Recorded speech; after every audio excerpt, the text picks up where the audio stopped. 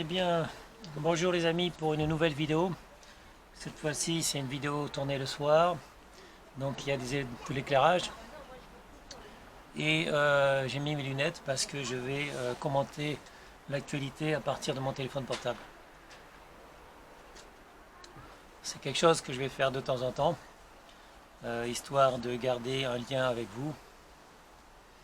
Donc, je commence ce soir nos informations. Essonne 1 an de prison pour avoir amené ses enfants au Mali sans prévenir leur mère. Les 3 enfants âgés de 5, 8 et 11 ans ont passé 4 mois au Mali sans que leur mère ait de nouvelles d'eux. Ils en sont revenus avec de nombreuses cicatrices. Il avait dit à ses enfants qu'ils amenaient au cinéma. Mohamedou Issaka Mamouna, âgé de 11, 8 et 5 ans, s'était retrouvé le 12 août 2019 au Mali. L'homme avait ensuite téléphoné à sa femme, inquiète en pleine nuit, pour l'informer de la situation. Cette dernière a immédiatement porté plainte, etc. Bref. Donc, en fait, c'est les risques. Quand une femme épouse un Africain, par exemple, il y a toujours un risque que cet homme, en fait, amène ses enfants dans son pays, amène ses enfants au bled, comme ils disent, que ce soit en Afrique du Nord ou dans n'importe quel pays d'Afrique. Et il n'y a pas grand-chose à dire, en fait. C'est triste, mais c'est comme ça. C'est des choses qui arrivent souvent. Des fois, heureusement, la mère récupère ses enfants, elle retrouve ses enfants. Dans d'autres cas, la mère qui reste en France ne retrouvera jamais ses enfants. Le père, s'il s'entend pas bien avec sa femme ou avec son ex-femme, il va ce qu'on appelle kidnapper ses enfants. Enfin, il va amener ses enfants au pays. Et selon le pays dans lequel il est, la mère ne reverra jamais ses enfants. Malheureusement, c'est quelque chose qui arrive. Donc, voyons ce qu'il y a d'autre. Seine-Saint-Denis, la fresque anti-policier a été effacée. Donc, c'est le syndicat Police Alliance qui a demandé qu'on enlève l'image sur le mur, ce qu'ils appellent une fresque anti-policier. Bon, je suis content que cette fresque a été enlevée parce que la police, elle fait ce qu'on lui demande de faire. On peut ne pas être d'accord avec la police, mais la police, elle reçoit des ordres. Donc c'est le gouvernement qui donne des ordres à la police, comme quand j'étais militaire, en fait, le gouvernement nous donnait des ordres. Et sauf cas grave, on est obligé de suivre les ordres. Si un jour on a un problème avec un ordre, c'est-à-dire que si un ordre est contraire à la morale, à notre morale à nous, on peut toujours demander à ce qu'on n'exécute pas cet ordre, mais après on va passer devant un tribunal et il faudra qu'on justifie pourquoi on a désobéi aux ordres. Ce qui me fait penser que moi je suis plus militaire depuis longtemps, mais d'après ce que je sais, il y a de plus en plus en fait maintenant des militaires qui refusent de suivre les ordres. Je parle en fait de la communauté musulmane qui, quand elle doit combattre en fait contre d'autres musulmans dans notre pays, refuse systématiquement de combattre. Donc ça, malheureusement, ça arrive. Et apparemment, ça, d'après ce que je sais, d'après mes sources, ça arrive de plus en plus.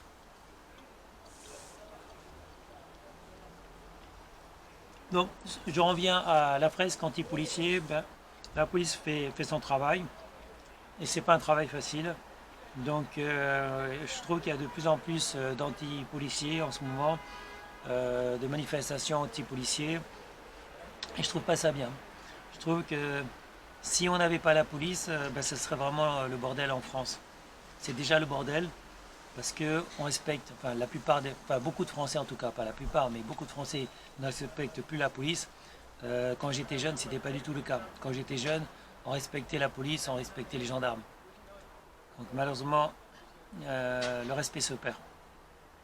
Quand je dis le respect se perd notamment envers les policiers et les gendarmes, envers les forces de l'ordre, mais également envers les personnes âgées. Ce n'était pas le cas à mon époque. Covid-19. Selon 2 prix Nobel sans confinement en décembre, il y aura une hécatombe après Noël. Donc c'est 2 prix Nobel qui disent ça. Je ne sais pas sur quoi ils se basent. Ils veulent qu'on décrète un confinement du 1er au 20 décembre. Pour éviter une recrudescence catastrophique du Covid-19 chez les personnes âgées après Noël. Bien, qu'est-ce que j'en pense? Le confinement, déjà, j'étais contre. Le confinement ne m'a pas empêché d'aller dehors et d'aller travailler tous les jours. Donc, pour moi, le confinement, c'est la connerie. C'est la connerie. Il faut simplement laisser aux gens la liberté de rester chez eux s'ils le veulent. Mais dans ces conditions, ils ne doivent pas être payés. Si vous restez chez vous, je ne vois pas pourquoi vous seriez payé pour rester à la maison. Donc, moi, j'ai travaillé tous les jours pendant les 3 mois que ça a duré, le confinement. Et le confinement, c'est plutôt un peu un grand n'importe quoi, puisque on sait que le virus il circule surtout dans les lieux clos, c'est-à-dire les lieux fermés, et la charge virale est 20 fois, au moins 20 fois moins importante dehors à l'extérieur qu'à l'intérieur. C'est-à-dire que même si vous avez des manifestations, par exemple dans un stade ouvert, vous avez des manifestations, je sais pas moi, des trucs de danse de jeunes dehors par exemple, il y a très peu de risques qu'ils attrapent le virus, sachant que les clusters, on les a toujours trouvés à l'intérieur de bâtiments et jamais à l'extérieur. Il n'y a jamais aucun cluster à l'extérieur et le risque de contamination dans la rue ou dans un parc ou dans tout autre lieu public ouvert est nul. Donc si vous confinez les gens, ça veut dire qu'ils vont rester chez eux, sauf pour aller au supermarché, pour aller dans des lieux pour acheter à manger, donc les supermarchés et autres boutiques. Et à ce moment-là, ils attraperont le virus, quoi. Donc déjà l'économie va mal. Macron, il a déjà quand même bousillé l'économie, il est en train de continuer à bousiller l'économie avec les mesures qu'il prend envers les restaurants et les bars. Donc c'est encore une connerie en plus si on devait confiner les gens. Voilà, bon enfin bref, ça c'est mon avis. Je regarde s'il y a quelque chose d'autre intéressant à dire. Donc immobilier, la délicate séquestration de la caution, je ne sais pas ce que c'est. Le premier mari de Brigitte Macron, on s'en fiche. Attaque à Paris, le suspect assume son geste lié aux caricatures de Charlie Hebdo. Bon ben voilà, j'ai fait une vidéo ce matin concernant l'attaque islamique à Paris de Ali H, un Pakistanais, un jeune Pakistanais de 18 ans je crois. Et en fait je disais que comme il ne connaissait pas la nouvelle adresse des locaux de Charlie Hebdo, ce monsieur en fait qui a attaqué donc 2 passants avec une hachette a dû penser que c'était les locaux de Charlie Hebdo et donc il voulait venger le prophète Mohammed à cause des caricatures que Charlie Hebdo a publiées il n'y a pas longtemps. Donc voilà, bon mais ça c'est la confirmation de ce que je disais. Selon les premiers éléments de l'enquête, le jeune homme dit ne pas avoir supporté la republication des caricatures de l'hebdomadaire satirique. Au lendemain de l'attaque à l'arme blanche qui a fait 2 blessés à proximité des anciens locaux de Charlie Hebdo à Paris, l'assaillant présumé a assumé son acte en garde à vue. Bon, ce jeune homme, ce jeune musulman assume. Il assume avoir voulu venger le prophète Mohammed, qui apparemment, le prophète Mohammed ne supporte pas qu'on le caricature. L'islam est la seule religion qui ne supporte pas qu'on dise du mal d'elle. Mais ça, vous le saviez déjà. Ensuite, Kelly Vedoli, gigantesque décolleté qui fait grimper la température, c'est intéressant. Retour du télétravail, quels sont les droits et devoirs des salariés? Alors, le télétravail est un sujet très intéressant, j'ai déjà créé un blog, mais malheureusement, je n'ai pas trouvé grand-chose à dire pour l'instant. Le télétravail, en fait, c'était un sujet pas tabou, mais un sujet dont on parlait peu avant la crise du Covid-19. Et grâce à la crise du Covid-19, on commence surtout à parler du télétravail. Et donc ça va peut-être ça ouvre sûrement des possibilités. Moi j'attends qu'on me dise, j'attends de trouver en fait les sites internet spécialisés dans le télétravail pour vous dire, pour faire une vidéo et vous dire effectivement comment faire pour trouver du télétravail, parce que personnellement j'aimerais bien également télétravailler, c'est-à-dire rester chez moi à la maison pour travailler à partir de chez moi. Pour ceux qui ne le savent pas, moi je suis obligé d'aller à Paris, donc 12 à 13 ou 14 nuits par mois. Je me déplace sur Paris, ça me prend quand même plus d'une heure pour me rendre sur le site à Paris. Et si je pouvais éviter de me déplacer à Paris, si je pouvais travailler de chez moi, ben, ça m'arrangerait. Donc mes compétences, ben, je travaille dans l'informatique, je travaille sur internet, je suis développeur, j'ai des diplômes. Qu'est-ce que je peux faire d'autre? J'ai des diplômes en droit également. Actuellement, donc j'essaie de m'améliorer au niveau de la vidéo, au niveau de la prise de vue et du montage vidéo. Donc voilà, donc j'essaie actuellement de faire une deuxième carrière dans la vidéo. En fait, pas deuxième parce que j'ai eu plusieurs carrières. J'ai une carrière en tant que militaire, sous-officier. J'ai une carrière également dans l'informatique. J'ai une carrière en tant que développeur web également. Donc, et j'ai une carrière dans la sécurité également. Donc voilà, en fait j'ai plusieurs carrières. J'ai fait aussi de la photo. Mais actuellement c'est la vidéo qui m'intéresse. Et je pense que je vais continuer dans la vidéo. Même si vous devez savoir que j'ai pas beaucoup de vues en ce moment. Et j'ai que 650 abonnés, 659 je crois. Donc le nombre d'abonnés augmente mais très faiblement. Ça augmente un petit peu chaque jour. Et ce que je veux en fait, même si j'ai pas beaucoup d'abonnés, même si j'ai pas beaucoup de vues, c'est que je veux c'est établir une relation de confiance entre vous et moi, entre les gens qui me regardent. Comme je vous le dis, je ne triche pas, à part si vous considérez que le fait d'enlever mes lunettes quand je fais des vidéos, c'est tricher. Effectivement, j'aime pas trop me voir avec des lunettes, donc peut-être que je n'assume pas, et la plupart du temps, je les mets pas. La plupart du temps, je mets pas mes lunettes, mais sauf que quand j'ai besoin de lire, malheureusement, je suis obligé de les mettre. Donc, moi, j'appelle pas ça de la triche. Le fait de me montrer sans les lunettes, pour moi, c'est pas de la triche. Mais c'est vous qui voyez. Margot, n'oubliez pas les paroles, on s'en fout. Thaïlande, commentaire négatif sur TripAdvisor peut vous conduire en prison. Alors la Thaïlande est un sujet, est un pays avec, comment dire, à part. La Thaïlande, c'est un pays que j'aime bien en fait. Ma fille s'appelle Siam. Le problème de la Thaïlande, c'est que le roi ne supporte pas qu'on le critique. Vous ne pouvez pas marcher sur un billet parce qu'il y a la figure du roi dessus. Donc ça peut vous amener en prison directement. Donc c'est un pays qui est très beau. La Thaïlande est un des plus beaux pays. Les gens sont gentils. C'est pas ça le problème en fait. Le problème de la Thaïlande, c'est qu'il y a certaines règles qui ne sont pas normales. Le roi a trop de pouvoir. Le roi de Thaïlande abuse et on n'a pas le droit de dire du mal du roi. Même s'il abuse, il a un harem de femmes. Il a je ne sais pas combien d'avions privés pour lui-même. Je ne sais pas, mais c'est énorme. Ça coûte, je crois, au moins 50 millions de dollars par an au niveau de l'entretien des avions. Donc le roi de Thaïlande abuse. Et s'il y a une femme, une des femmes de son harem qui ne lui plaît plus, il peut la mettre en prison à vie. Donc le roi de Thaïlande abuse. Et si je retourne en Thaïlande, eh bien, je risque quelque chose parce que j'en ai parlé dans une vidéo. Donc critiquer le roi de Thaïlande, ce n'est pas bon, surtout si vous allez dans ce pays. Donc je ne sais pas, comme moi c'est plutôt les Philippines en ce moment, la Thaïlande j'y retournerai peut-être pas. C'est d'ailleurs pour ça que je me suis permis de dire du mal du roi. Voilà. Coronavirus, une nouvelle restriction qui entre en vigueur à partir de ce samedi. Donc aujourd'hui apparemment il y a des restrictions qui rentrent en vigueur à Paris. Ah bon? J'étais pas au courant, je regarde pas toujours les informations, à part sur mon téléphone portable. Donc, un arrêté préfectoral a changé les règles pour les 15 prochains jours dans la capitale. Désormais, en alerte renforcée, les marchés, les stades et les piscines restent ouverts. Ok, à tous. Mais les salles de sport et les gymnases ne sont plus, par exemple, plus accessibles qu'aux athlètes de haut niveau et aux élèves des écoles. Ça veut dire quoi ça? Les salles de sport et les gymnases ne sont plus accessibles.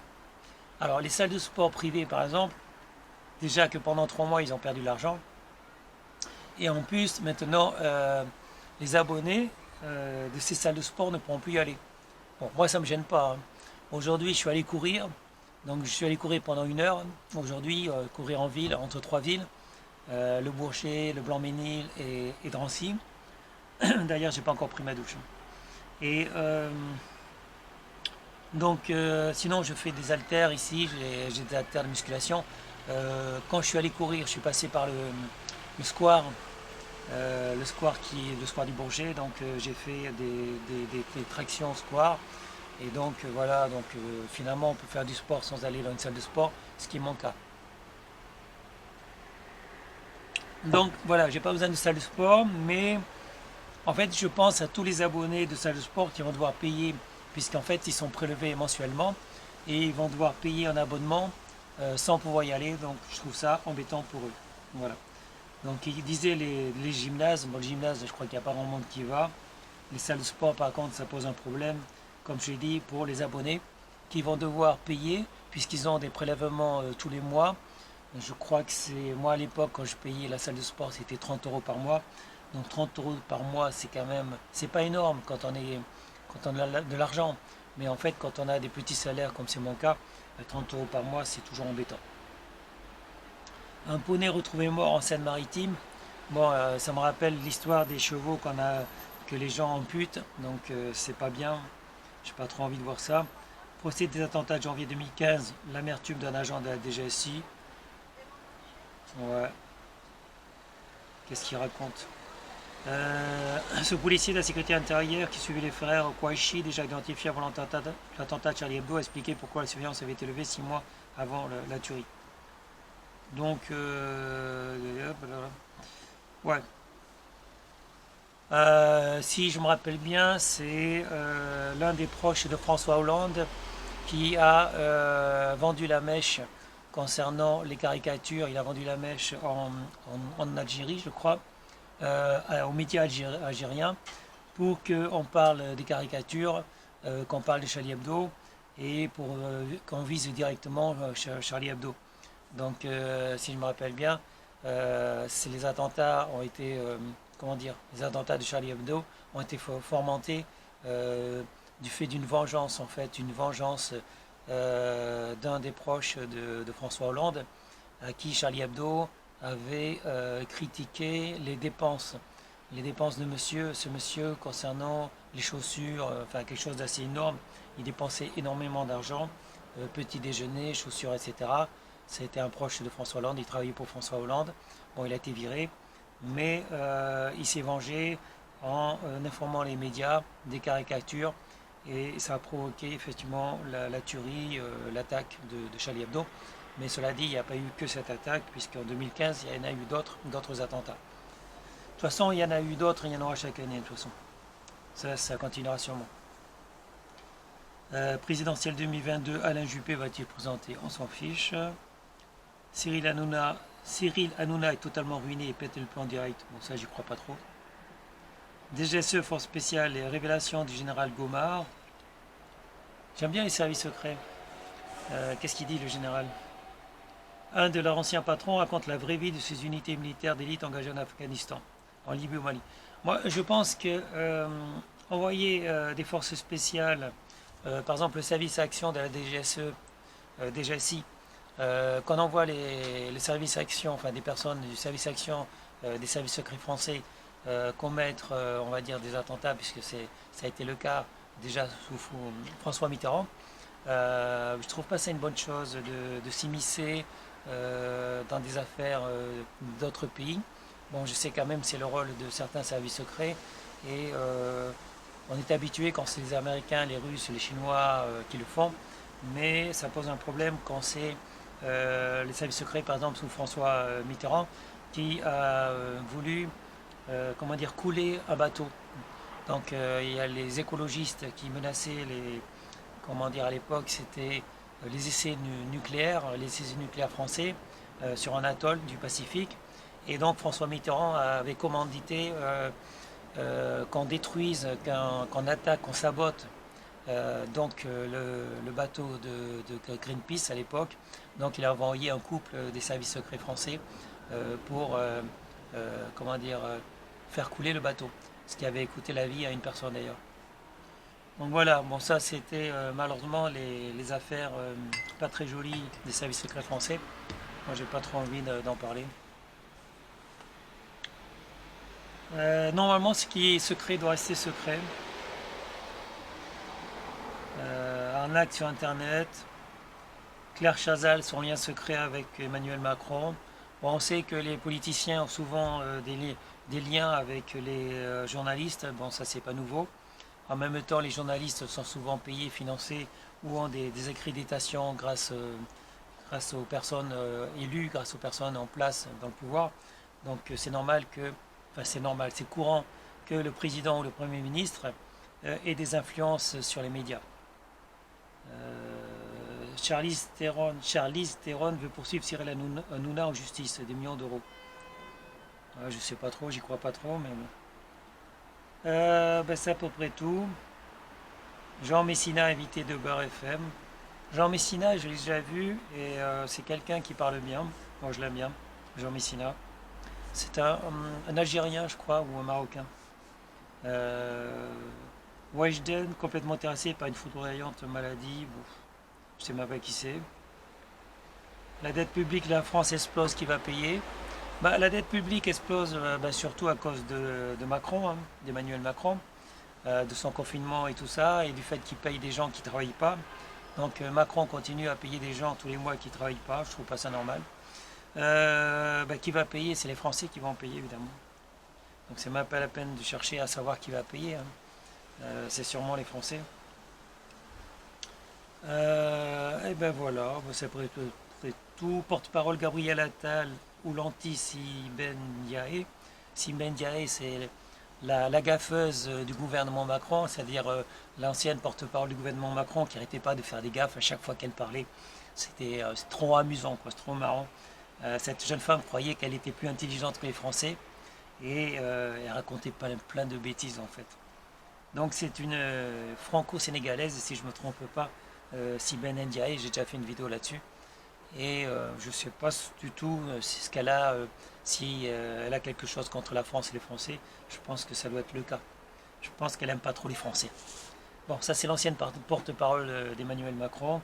Je sais qu'on lui a donné une petite niche, c'est-à-dire un poste dans lequel elle fait rien, mais où elle sera sûrement payée grassement.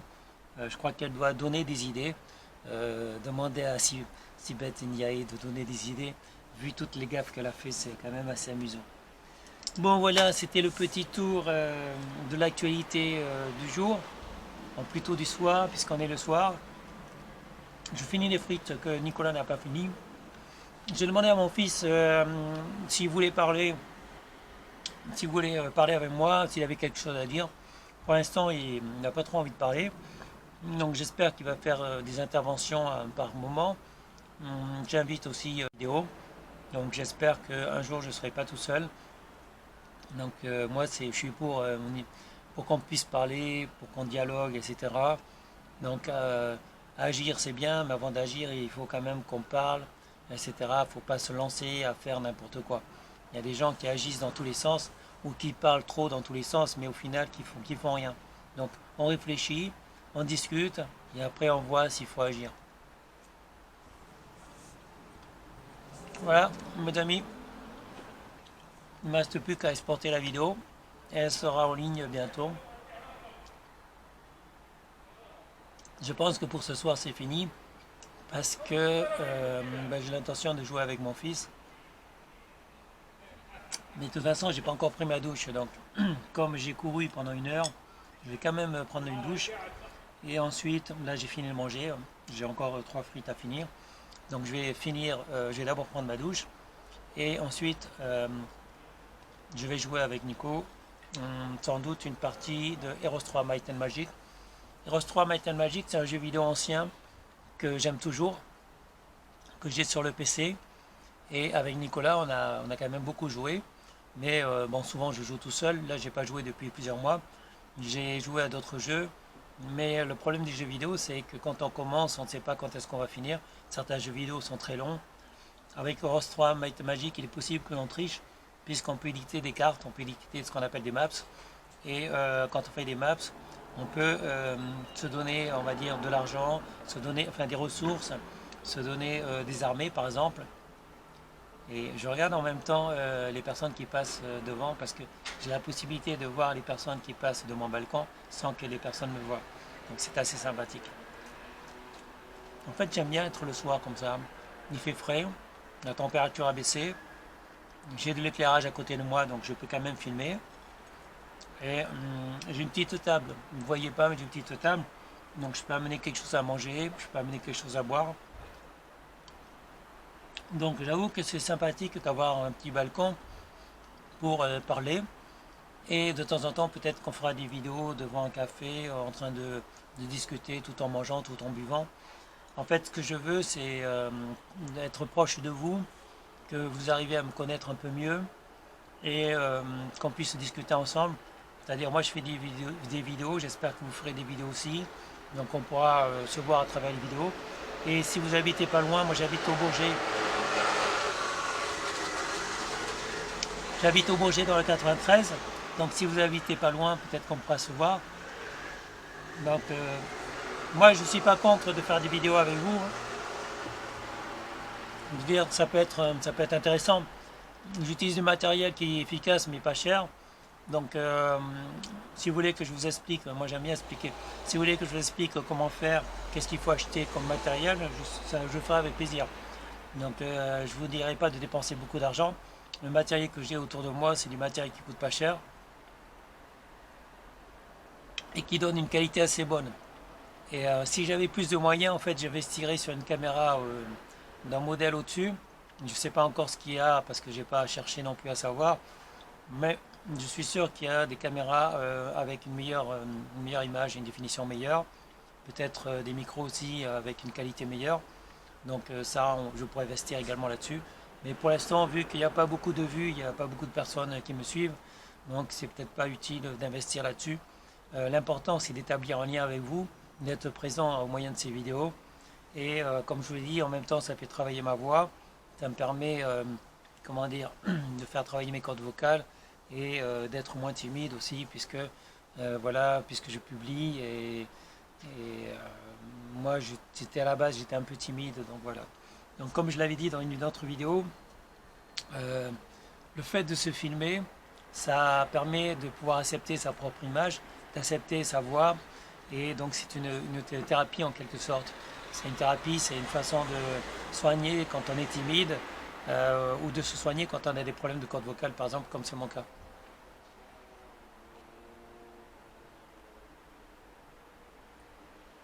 Voilà, sur ce, messieurs, mesdames, mes amis, je vous souhaite une bonne soirée puisque c'est le soir. Et je vous dis à bientôt pour une prochaine vidéo. Et portez-vous bien, faites de beaux rêves puisque c'est le soir. Ne vous couchez pas trop tard. Ou couchez-vous tard puisque c'est samedi. Et demain, vous ne travaillerez pas. Moi, je ne travaille pas demain. Donc, on va se permettre pour une fois de se coucher tard. Moi, de toute façon, je travaille la nuit, donc je ne suis pas obligé de dormir la nuit. Je peux très bien dormir le jour. Et je pense que voilà, on va se faire une petite soirée tranquille avec jeux vidéo et peut-être une petite série. Je suis actuellement des séries, bon, j'en ai déjà parlé, je vous en reparlerai aussi. Voilà, moi j'aime bien les séries. Je regarde un film aussi, j'ai commencé un film hier. Donc voilà. Bon, sur ce, mes amis, à bientôt, seulement à demain d'ailleurs. On se donne un rendez-vous à demain. Ok? Allez, bisous à tous, au revoir, ciao.